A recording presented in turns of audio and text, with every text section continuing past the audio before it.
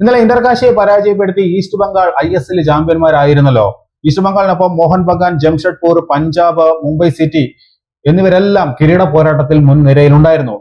എന്നാൽ east Bengal point നഷ്ടപ്പെടുത്തിയാൽ മാത്രമേ ഇവർക്ക് സാധ്യത ഉണ്ടായിരുന്നുള്ളൂ. ഒന്നും നടന്നില്ല. ഈസ്റ്റ് ബംഗാൾ ജയിച്ചു കയറി. 2-1 എന്ന സ്കോറിനാണ് ഇന്റർകാശി ഈസ്റ്റ് ബംഗാൾ പരാജയപ്പെടുത്തി കിരീടം ചൂടിയത്.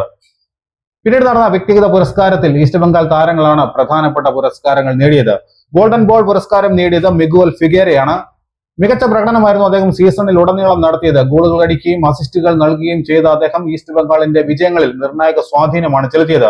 ഗോൾഡൻ ബൂട്ട് പുരസ്കാരം നേടിയത് ഈസ്റ്റ് ബംഗാളിന്റെ തന്നെ യൂസഫ് എസജാരിയാണ്. 11 ഗോളുകളാണ് ഈസ്റ്റ് ബംഗാളിനായി അദ്ദേഹം സീസണിൽ അടിച്ചുകൂട്ടിയത്. ഗോൾഡൻ ഗ്ലൗ പുരസ്കാരം നേടിയത് FC ഗോവയുടെ യുവതാരം ഋതിക് തിവാരിയാണ്. 5 ക്ലീൻ ഷീറ്റുകൾ താരം നേടിയെടുത്തു. Highest save rating തിവാരിക്കാണ്. 78.1% അത്. സീസണിൽ ഏറ്റവും കുറവ് ഗോളുകൾ കൺസീഡ് ചെയ്തതും ഋതിക് തിവാരിയാണ്. 7 എണ്ണം മാത്രമാണ് അദ്ദേഹം കൺസീഡ് ചെയ്തത്. എന്തായാലും 22 വർഷങ്ങൾക്ക് ശേഷമാണ് ദേശീയ ലീഗ് കിരീടം ഈസ്റ്റ് ബംഗാൾ നേടുന്നത്.